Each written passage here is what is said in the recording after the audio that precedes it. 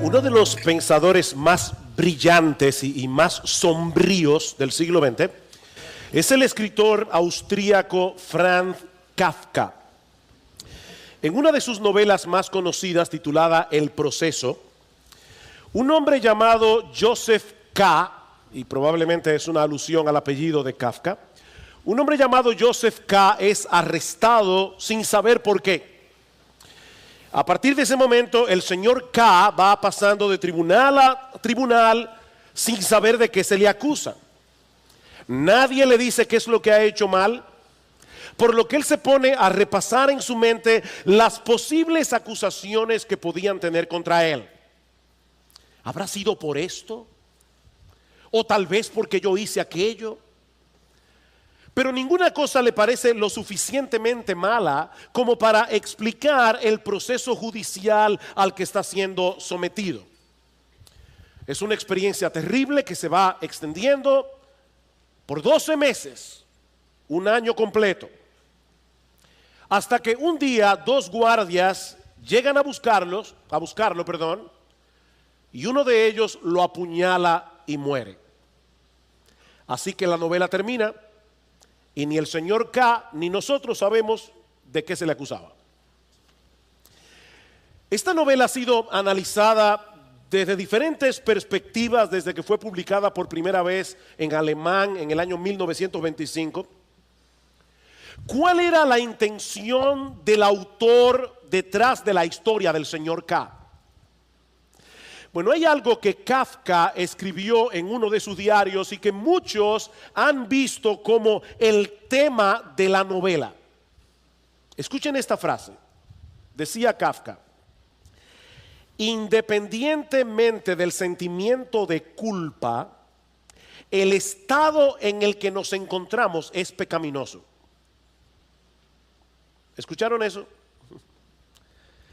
Sea que tú tengas o no sentido de culpa, dice Kafka, la realidad es que nosotros estamos de alguna forma en un estado pecaminoso. En otras palabras, vivimos en un mundo en el que muchas personas dicen no creer en el pecado. Vivimos en un mundo en el que muchas personas niegan la realidad del juicio final al que todos compareceremos según las Escrituras en el tribunal de Dios. Pero aún así tenemos la sensación de que estamos sucios. Aún así tenemos la sensación de que hay algo que no anda bien en nosotros. Podemos tratar de esconder ese sentimiento de muchas maneras, pero eso es algo que está allí todo el tiempo. Porque el Dios que nos creó puso una conciencia en nuestro interior, una conciencia que pasa juicio sobre todas nuestras acciones, sobre todo lo que hacemos. Y lo malo de la conciencia es que su vocabulario es muy limitado. Solo sabe decir bien o mal, correcto o incorrecto. Es como una alarma en el corazón que difícilmente puede ser acallada. Todos tenemos que lidiar con la culpa, pero no todos lo hacen de la misma manera. Y es ahí precisamente, mis hermanos, donde entra en juego el pasaje que vamos a estudiar en esta mañana, los versículos 1 al 23 del capítulo 7 del Evangelio de Marcos. Debo decirles que yo tenía semanas deseando llegar a ese capítulo. Así que hoy me siento realizado. Mis hermanos, este es uno de los capítulos más teológicos, más cruciales del Evangelio de Marcos. Es un capítulo que nos ayuda a entender, a ver en una forma bien clara la diferencia que hay entre el cristianismo y todas las otras formas en que los seres humanos tratan de lidiar con el problema de la culpa. Lean conmigo los versículos 1 al 5 de Marcos 7 para poner esta historia en contexto. Dice: los fariseos y algunos de los escribas que habían venido de Jerusalén se reunieron alrededor de él y vieron que algunos de sus discípulos comían el pan con manos inmundas, es decir, sin lavar. Y ahora Marcos introduce una nota editorial aquí. Porque los fariseos y todos los judíos no comen a menos de que se laven las manos cuidadosamente, observando así la tradición de los ancianos. Y cuando vuelven de la plaza, no comen a menos de que se laven. Y hay muchas otras cosas que han recibido para observarlas, como el lavamiento de los vasos, de los cántaros y de las vasijas de cobre. Entonces los fariseos y los escribas le preguntaron: ¿por qué tus discípulos no andan conforme a la tradición de los ancianos, sino que comen pan con manos inmundas? Debo aclarar, sobre todo para los niños que están aquí, que es bueno lavarse las manos antes de comer. Sobre todo si estamos comiendo alimentos que se toman con la mano, como el pan, por ejemplo. Pero la preocupación de los fariseos en este pasaje no era higiénica. La preocupación de los fariseos en este pasaje era religiosa. Marcos dice en el versículo 3 que todos los judíos se lavaban las manos cuidadosamente antes de comer, y él añade, observando así la tradición de los ancianos. Y luego en el versículo 5 dice que los fariseos acusaron a Jesús de que sus discípulos no andaban conforme a la tradición de los ancianos. ¿De cuáles tradiciones es que el Señor está hablando aquí? Bueno, de los ritos y de las ceremonias que los rabinos, los maestros en Israel, le habían añadido a la ley de Moisés para asegurarse de que la estaban cumpliendo y obedeciendo al pie de la letra. En el Antiguo Testamento Dios había ordenado ciertos ritos de purificación. Ahora, estos ritos eran prácticamente una ayuda visual para que los judíos percibieran la necesidad que ellos tenían de ser limpiados de sus pecados antes de poder comparecer a la presencia de Dios. De manera que estos ritos de purificación no lavaban realmente el pecado, obviamente. Estos ritos de purificación no eran un fin en sí mismos, eran simplemente un recordatorio que apuntaba hacia otra cosa. Estos rituales tenían la intención de preparar al pueblo para la llegada de un Salvador que iba a hacer por ellos lo que ningún jabón del mundo puede hacer, ni ningún ritual religioso tampoco. El problema del hombre es espiritual y por lo tanto requiere de un remedio espiritual. Es por eso que en Deuteronomio capítulo 10 versículo 16, hablando de la circuncisión, algo que se practicaba en el cuerpo, Moisés les dice: no se confundan, lo que ustedes necesitan no es un corte en el cuerpo, lo que ustedes necesitan es una circuncisión del corazón. Esa circuncisión física apunta hacia un remedio más radical, apunta hacia algo que Dios hará en algún momento en vuestros corazones. Y en Jeremías capítulo 2 versículo 22 lo dice en una forma mucho más impactante: aunque te laves con lejía y amontones jabón sobre ti, la mancha de tu pecado permanecerá delante de mí, dice Jehová el Señor. El lavado del cuerpo no puede quitar las manchas del alma. Pero los líderes religiosos de Israel perdieron de vista el significado verdadero de estos rituales y llegaron a pensar que por el mero hecho de practicarlos, eso los ayudaría a ganar el favor de Dios. Estos hombres llegaron a ser los máximos exponentes del legalismo en los días del Señor Jesucristo. ¿Y qué es el legalismo? Bueno, básicamente es tratar de ganar el favor de Dios a través de nuestra obediencia a un conjunto de rituales, de leyes y de normas. Mientras el Evangelio nos mueve hacia la obediencia por el hecho de haber sido aceptados por Dios de pura gracia por medio de la fe en el Señor Jesucristo, el legalismo nos dice que nosotros debemos obedecer para ser aceptados. ¿Ven la diferencia? En el Evangelio somos aceptados por fe y eso nos mueve a la obediencia. El legalista te dice: no, debes obedecer para ser aceptado. Y por supuesto, cuando uno piensa que puede ganarse el favor de Dios a través de la obediencia, muy probablemente hay dos cosas que van a suceder. La primera es que le vamos a añadir nuevas leyes a la ley de Dios, porque queremos estar seguros de que estamos haciendo las cosas exactamente como debemos hacerlas. En otras palabras, estamos ponchando los botones correctos para que salga el resultado correcto. Eso era lo que habían hecho los escribas y los fariseos. Ellos reinterpretaban y reinterpretaban los mandamientos de Dios y finalmente colocaban sus propias aplicaciones e interpretaciones de la ley al mismo nivel de la ley. ¿Oyeron eso? Ellos elevaban sus propias interpretaciones y aplicaciones de la ley al mismo nivel de la ley, y de ese modo llegaron a desarrollar una superestructura de regulaciones que vino a ser sumamente opresiva para el pueblo de Israel. Y mis hermanos, no piensen ni por un momento que nosotros no podemos caer en esa misma trampa en el día de hoy. Por ejemplo, yo creo que la Biblia enseña que nosotros debemos apartar este día para darle descanso a nuestros cuerpos y para tener comunión con el Señor, como no podemos hacerlo en el resto de la semana por las ocupaciones que tenemos.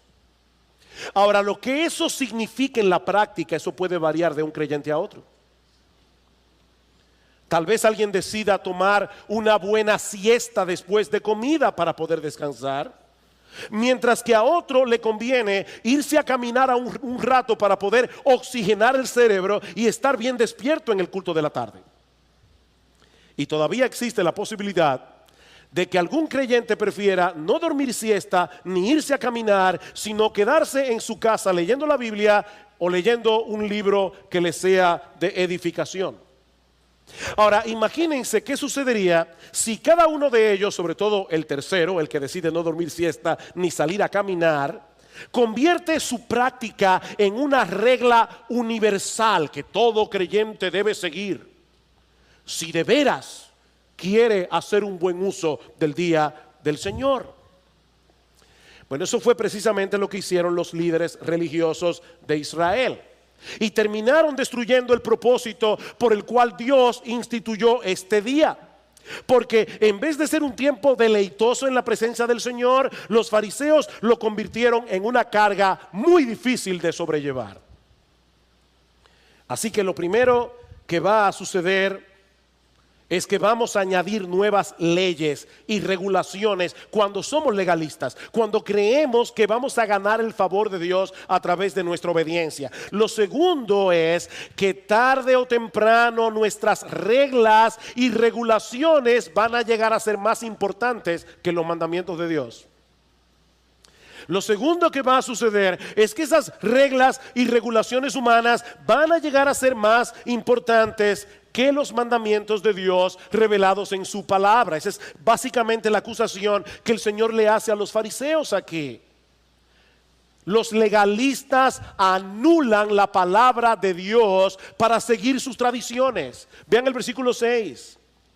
Y él les dijo: bien profetizó Isaías de vosotros, hipócritas, como está escrito: este pueblo con los labios me honra, pero su corazón está muy lejos de mí. Mas en vano me rinden culto, enseñando como doctrinas preceptos de hombres. Dejando el mandamiento de Dios, os aferráis a la tradición de los hombres. Mis hermanos, ¿quién es el único que sabe cuál es la forma correcta de adorar a Dios? Obviamente Dios. De manera que cuando ponemos a un lado su palabra para seguir tradiciones humanas, lo estamos adorando en vano, porque no lo estamos haciendo de corazón. ¿Y qué conexión hay entre una cosa y la otra? ¿Qué conexión hay entre las tradiciones humanas y el corazón? ¿Por qué adorar a Dios según las tradiciones humanas nos hace ser hipócritas? Es una hipocresía, dice el Señor, Porque ellos profesaban ser seguidores de Dios, pero en realidad eran seguidores de los hombres. ¿Ven el problema? Ellos decían ser seguidores de Dios, pero la revelación de Dios está en su palabra. Ellos eran seguidores de los hombres. Ellos cumplían fielmente con la tradición de los ancianos, pero ¿qué de la devoción del corazón? Miren, mis hermanos, es más fácil lavarse bien las manos antes de comer que adorar a Dios con un corazón que en verdad se deleita en Él y que no descansa ni se deleita en nada más. Es mucho más fácil lavarse las manos. Estos hombres estaban más preocupados por sus rituales externos que por la realidad de un corazón que anhela estar más cerca de Dios. De nuevo, permítanme ponerles otro ejemplo práctico, porque yo tengo el temor de que algunos vean ese pasaje y digan, bueno, ya nosotros no tenemos problema con eso, esos rituales se acabaron. No, la razón por la que el Espíritu Santo inspiró a Marcos a escribir un capítulo tan extenso acerca de ese tema es porque tú y yo tenemos que luchar con el legalismo todo el tiempo. Déjenme ponerles un ejemplo. Todo creyente debe apartar un tiempo cada día para estar a solas en comunión con el Señor, orando y leyendo su palabra. Todo creyente debe hacer eso. Todo creyente debe venir a la iglesia cada domingo para adorar a Dios junto a su pueblo y ser edificado por medio de las Escrituras. Todo creyente debe hacer eso. Pero escúchame bien, si tú estás haciendo todo eso como un ritual externo, creyendo que por el mero hecho de hacerlo te vas a ganar el favor de Dios, tú estás haciendo lo correcto por una motivación incorrecta. Y eso no le va a hacer ningún bien a tu alma. La razón por la que debemos congregarnos los domingos con el pueblo de Dios es porque es en medio de esta reunión donde Dios ha prometido manifestar su presencia especial. Y nosotros como creyentes queremos estar donde Dios está. Esa es la razón. Mirad cuán bueno y cuán deleitoso es habitar los hermanos juntos en armonía. ¿Por qué? Porque allí envía Jehová bendición y vida eterna. Allí, en la reunión del pueblo de Dios. Nosotros queremos estar aquí porque queremos a Dios. Sí, debemos apartar un tiempo cada día para leer la Biblia y orar. ¿Por qué? Porque Dios nos habla a través de su palabra y nosotros derramamos nuestros corazones delante de Él por medio de la oración. Nosotros queremos a Dios, queremos tener comunión con Dios. Pero el legalista se conforma con el cumplimiento externo del deber, sin darse cuenta de que su supuesta adoración no sirve de nada, porque su corazón está lejos de Dios. Lo que él hace externamente no es congruente con la realidad de lo que está sucediendo en su interior. Mis hermanos, escuchen esto. El corazón es el centro de la adoración. El corazón es el centro de la adoración. No importa lo que hagas externamente, si tu corazón no está involucrado, tú no lo estás. La verdadera adoración fluye de un corazón que se deleita en Dios. Fluye de un corazón que se mantiene en pie de guerra contra todos los ídolos que intentan ocupar ese trono. Pero la hipocresía de estos hombres no se quedaba ahí. Cuando nuestra obediencia a ciertas reglas no es más que un mecanismo para tratar de obligar a Dios a bendecirnos, vamos a terminar anulando los mandamientos de Dios por esas reglas, como decíamos hace un momento. Miren el ejemplo que pone el Señor en los versículos 9 al 13.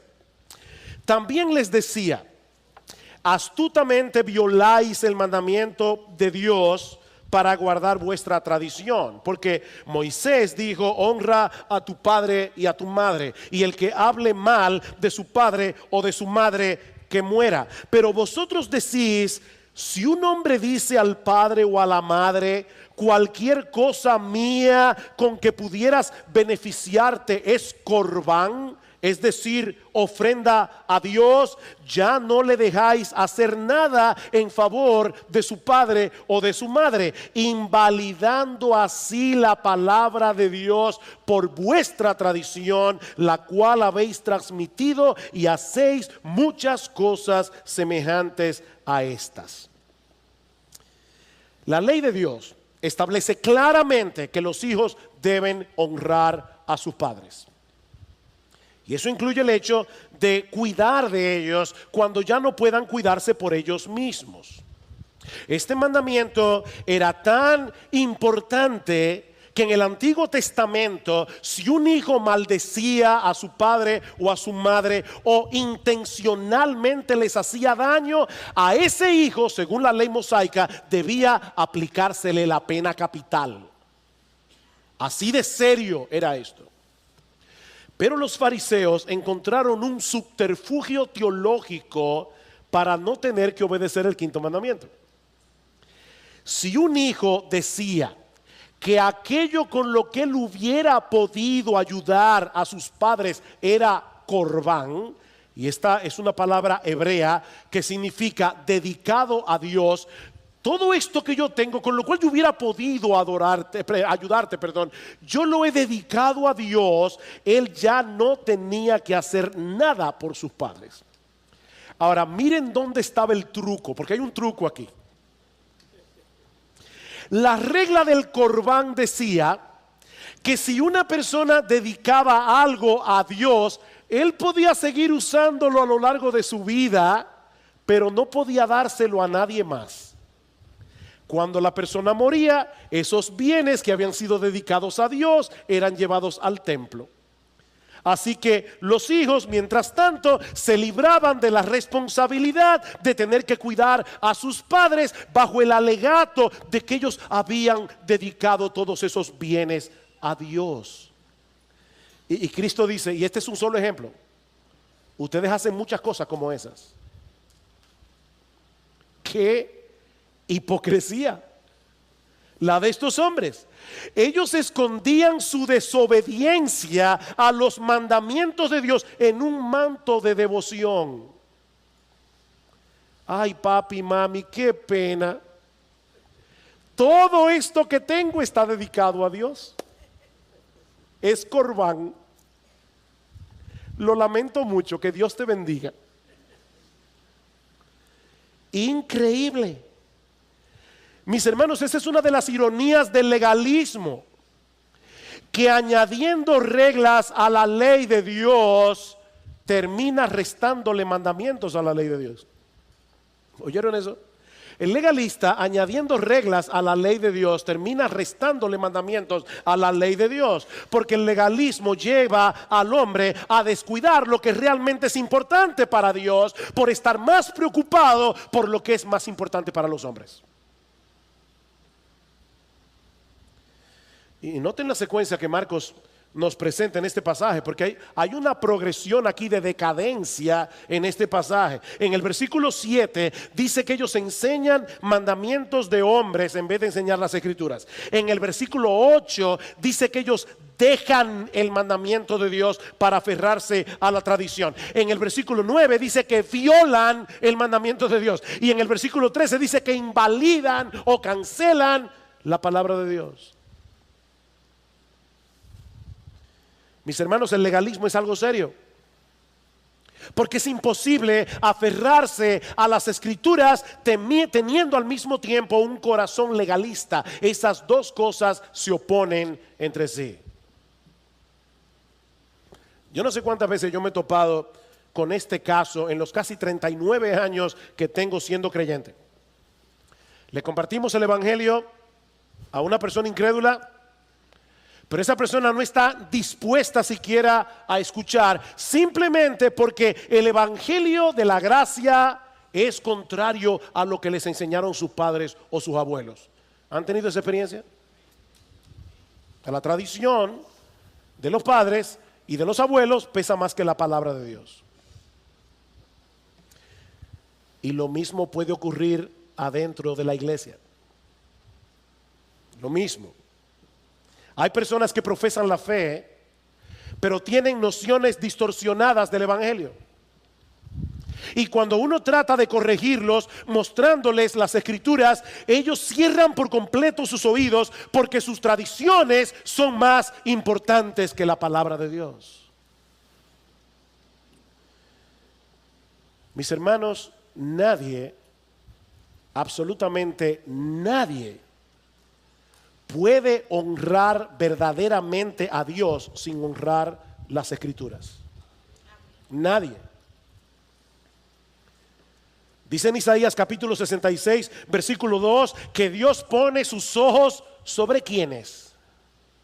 Sobre quiénes Dios está atento y pone sus ojos. Sobre aquellos que son humildes de espíritu y que tiemblan ante su palabra.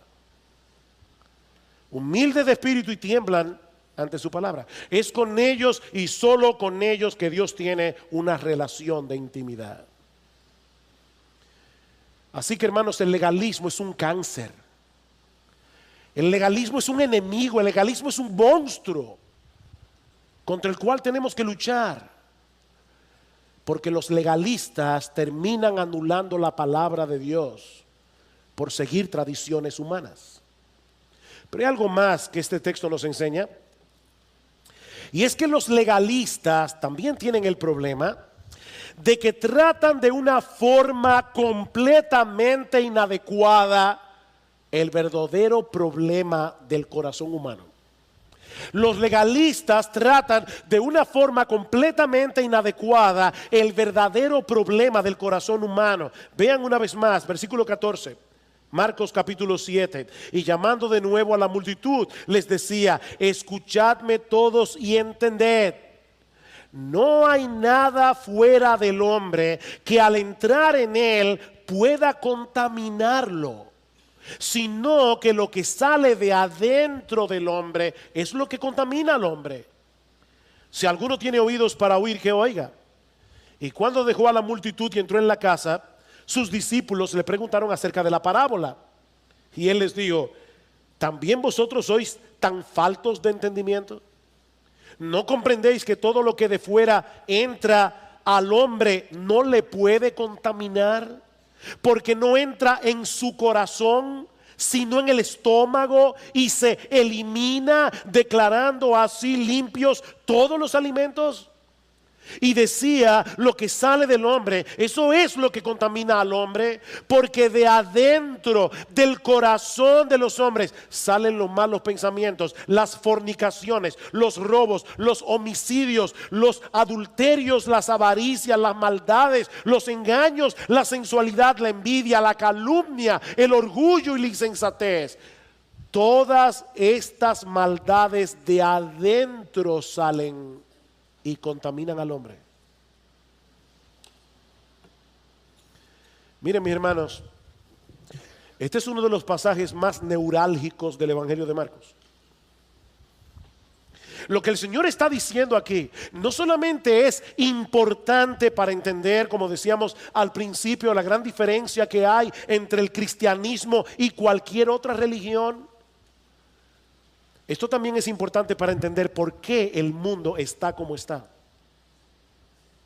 ¿Por qué el mundo está como está? La mayoría de las personas se da cuenta de que algo anda mal en nuestra sociedad. Pero muchos le atribuyen el problema a las estructuras sociales o a la falta de educación. Necesitamos urgentemente un cambio de sistema para que el mundo funcione como debe funcionar. No, dice el Señor. No. Eso no sirve. Porque el problema no está en el sistema. El problema está en el corazón humano. Por supuesto, un sistema político puede ser mejor que otro. Eso es una realidad. Tener una buena educación es mejor que no tenerla. Pero todos nosotros tenemos un problema interno que ningún sistema político, ni la mejor educación del mundo, ni ninguna práctica religiosa puede resolver. Lo que el Señor Jesucristo nos está diciendo en este pasaje es que lo que anda mal en la sociedad somos tú y yo. Lo que Él está diciendo aquí, mis amados hermanos y amigos que están aquí en esta mañana, es que nosotros somos el problema. Vean el versículo 15. No hay nada fuera del hombre que al entrar en él pueda contaminarlo, sino que lo que sale de adentro del hombre es lo que contamina al hombre. ¿Escuchaste eso? Lo que te contamina, lo que te hace daño, no es primariamente algo que está externo a ti, es algo que está dentro de ti. Y yo aclaro que eso no quiere decir que no debamos cuidarnos de las cosas externas que puedan llevarnos a pecar. Jesús no está diciendo eso, porque Él mismo dijo en otra ocasión que si tu ojo te es ocasión de caer, debes sacártelo. Y obviamente Él no se está refiriendo a que te quedes literalmente tuerto. Lo que Jesús está diciendo aquí es que debes tomar decisiones radicales para no poner delante de ti ninguna cosa que pueda moverte hacia el pecado. Pero la razón por la que las cosas externas tienen esa influencia sobre ti y sobre mí es porque la corrupción ya está en nuestro corazón. Eso es lo que dice en los versículos 20 en adelante. Lo que sale del hombre, eso es lo que contamina al hombre, porque es de adentro del corazón de los hombres que salen los malos pensamientos, las fornicaciones, etcétera. Etcétera. Mira, escúchame bien. Tu problema no es ese jefe que te hace la vida tan difícil. Tu problema no es ese conductor que maneja en vía contraria y por momento te dan deseos de ir manejando una patana para quitarlo de en medio. No, tu problema es que tú tienes un corazón homicida. Y yo también. Ese es nuestro problema. No es la pornografía en internet lo que te hace ver lo que tú no debes ver, sino la lujuria de tu corazón. La pornografía te seduce porque ya tú tienes un corazón impregnado de lascivia. La razón por la que te gusta chismear es porque tienes un corazón orgulloso y cruel, que disfruta publicando las faltas de los demás para luego construir un pedestal sobre los escombros de su reputación en el cual tú puedas levantarte a ti mismo.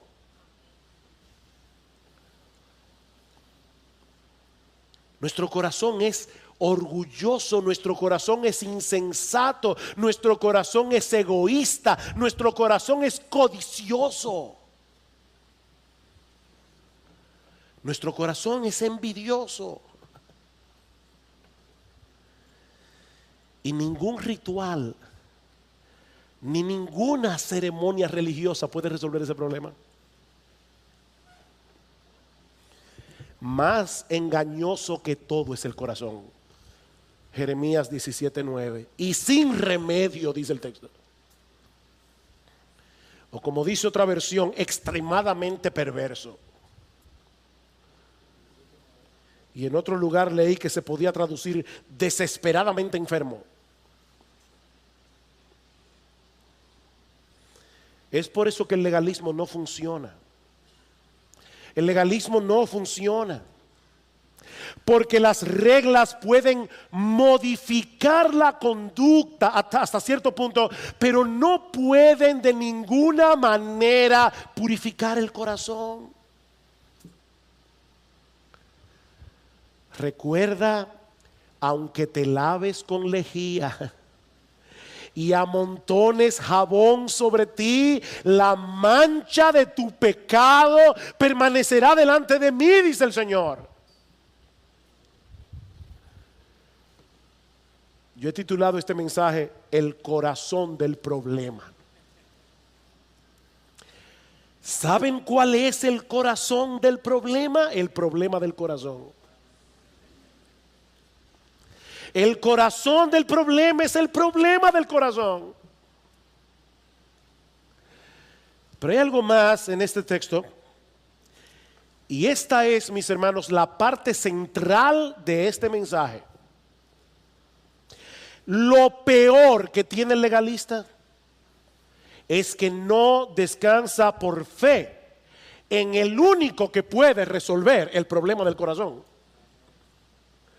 Nuestro gran Dios y Salvador Jesucristo. Miren una vez más los versículos 18 y 19. Y Él les dijo: ¿también vosotros sois tan faltos de entendimiento? ¿No comprendéis que todo lo que de afuera entra al hombre no le puede contaminar, porque no entra en su corazón sino en el estómago y se elimina? Eso no mancha el alma. La comida no mancha el alma. Te puede dar una indigestión o te puede subir el colesterol, pero no daña el alma. La glotonería sí, pero la comida no. Se elimina, dice el Señor. Pero entonces Marcos añade un comentario editorial entre paréntesis en nuestras versiones, declarando así todos los alimentos. Mis hermanos, ese comentario es importante, muy importante. En el Antiguo Testamento habían leyes dietéticas que regulaban lo que un judío podía comer. En ese sentido, habían alimentos limpios y alimentos que no lo eran. Pero ahora Marcos nos dice que Jesús declaró limpios todos los alimentos. ¿Cómo puede el Señor, que respetaba tanto la ley, ahora parecer que está eliminando mandamientos de la ley? El texto no dice cuándo fue que entró en vigor esta nueva regulación. Simplemente dice que el Señor Jesús hizo algo que hizo limpios todos los alimentos. ¿Cómo fue que Jesús lo hizo? Colosenses capítulo 2, versículo 17 nos da la respuesta. Pablo dice allí que todas esas regulaciones dietéticas no eran más que una sombra que apuntaba hacia Jesús. Como decíamos anteriormente, todas esas leyes del Antiguo Testamento que tenían que ver con la limpieza ceremonial tenían la intención de mostrarle al judío la necesidad que él tenía de purificar su corazón para poder estar en la presencia de Dios. La razón por la que Cristo declaró limpios todos los alimentos es porque todas esas leyes ya cumplieron su cometido. Su única razón de ser era preparar al pueblo de Dios para la llegada de aquel Salvador que iba a proveerles la verdadera purificación del corazón. Así que cuando el legalista sigue esforzándose por alcanzar el favor de Dios a través de un conjunto de reglas externas, lo que él está haciendo en realidad es rechazando el único medio que Dios ha provisto para acercarnos a Él y bendecirnos, nuestro gran Dios y Salvador Jesucristo. Hay un pasaje del Antiguo Testamento que presenta esta enseñanza de una forma increíblemente impactante. No tienen que buscarlo, pero se encuentra en el capítulo 3 del profeta Zacarías. Y es un pasaje lleno de simbolismo que comienza con una visión que el profeta tiene viendo a un sumo sacerdote llamado Josué en el templo de Jerusalén delante del ángel del Señor. Yo le pido al Señor de verdad. Le oraba esta mañana. Yo espero que ustedes sientan el impacto de este texto profundamente, porque es un pasaje impresionante. Ahí está Josué, el sumo sacerdote, en el templo de Jerusalén. El templo de Jerusalén tenía tres partes: un patio exterior, un patio interior y el lugar santísimo, donde solo entraba el sumo sacerdote una vez al año en el día de la expiación, o como los judíos le llaman, el día del Yom Kippur. La preparación para ese día era sumamente meticulosa. Una semana antes el sumo sacerdote se aislaba de todo el mundo para que no tocara nada inmundo antes de entrar en el lugar santísimo, ni siquiera por accidente. La noche antes él se quedaba sin dormir, orando y leyendo las escrituras. Finalmente llegaba el día del Yom Kippur y el sumo sacerdote se lavaba de pies a cabeza muy meticulosamente y luego se vestía de lino blanco, completamente puro. Entraba en el lugar santísimo y presentaba un animal sacrificado como expiación por sus propios pecados. Salía del lugar santísimo, volvía a bañarse otra vez y le ponían otra túnica de lino completamente limpia. Entraba de nuevo al lugar santísimo con un animal sacrificado para expiar los pecados de los sacerdotes. Salía del lugar santísimo otra vez, se bañaba de nuevo, le ponían otra túnica de lino y ahora él presentaba un animal por expiación del pecado de todo el pueblo.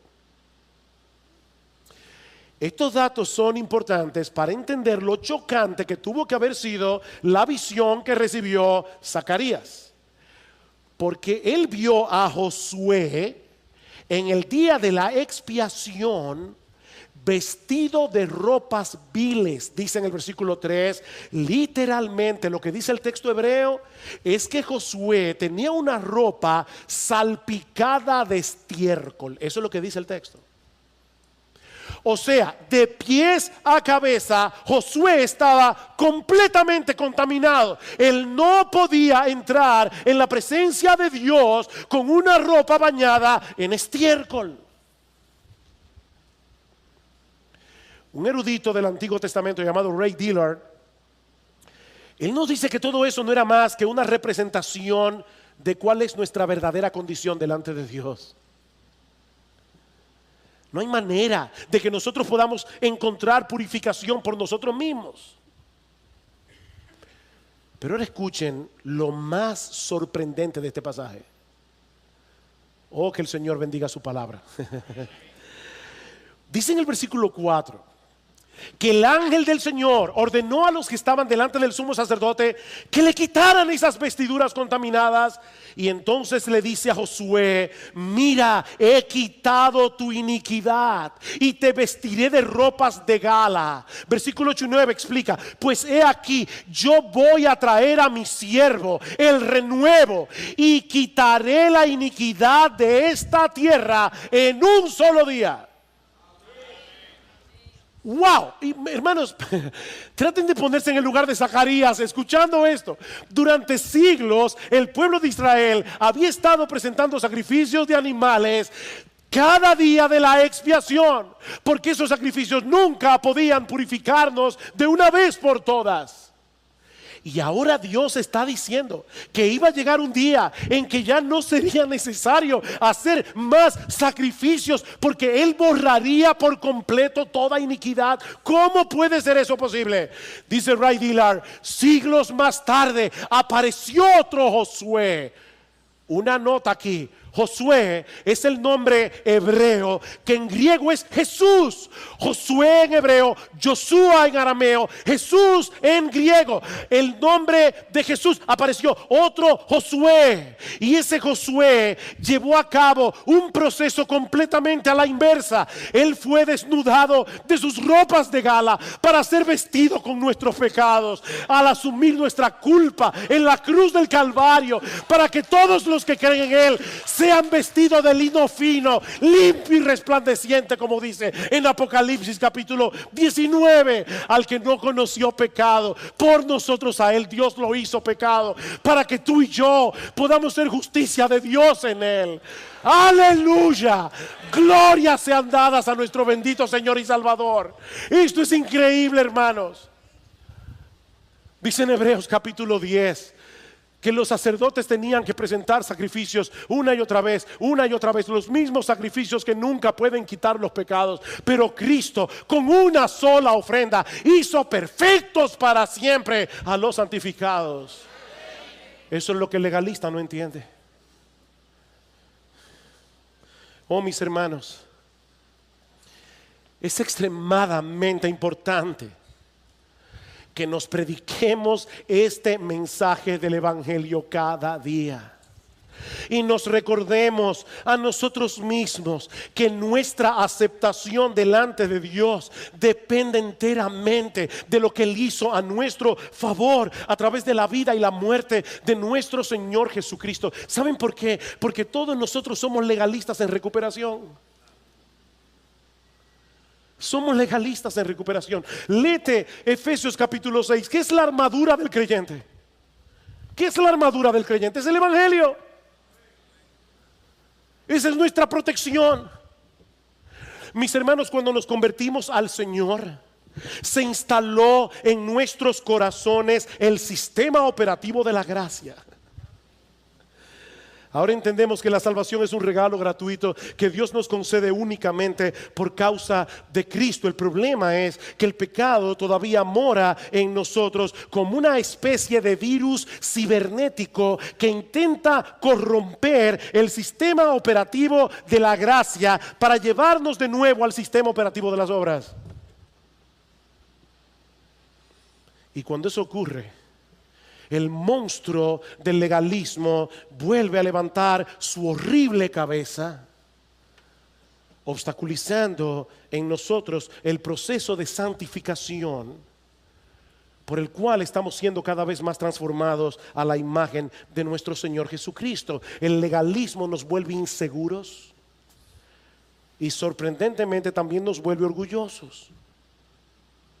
El legalismo nos hace ser hipercríticos. El legalismo nos lleva a ser arrogantes, mientras tratamos por todos los medios posibles de reafirmar nuestra identidad a través de lo que hacemos o de lo que dejamos de hacer. El legalismo nos aleja de Jesús, porque nos lleva a olvidar lo que Él ya hizo a nuestro favor en la cruz del Calvario, porque el legalismo nos lleva a olvidar que separados de Él nada podemos hacer. Mantente en guardia, mi hermano, en contra del legalismo, haciendo uso del único armamento con el que nosotros contamos para defendernos de ese mal: el Evangelio glorioso de nuestro gran Dios y Salvador Jesucristo. Predícate el Evangelio. Recuérdate que tu aceptación delante de Dios ya no depende de ti. Y si tú estás aquí sin Cristo, haciendo el esfuerzo de purificar el corazón por ti mismo, mi amigo, yo te invito en esta mañana a que reconozcas tu impotencia y que confíes únicamente en ese bendito Salvador que entregó su vida por nosotros en la cruz del Calvario. Es la sangre de Jesús la que nos limpia de todo pecado. Esa mancha del corazón no desaparecerá de allí, no importa lo que hagas, hasta que vengas a Jesús en arrepentimiento y fe. No sigas tratando de hacer lo que solo Dios puede hacer a través de la persona y la obra de Cristo, porque su gracia está disponible para todos nosotros hoy por medio de la fe.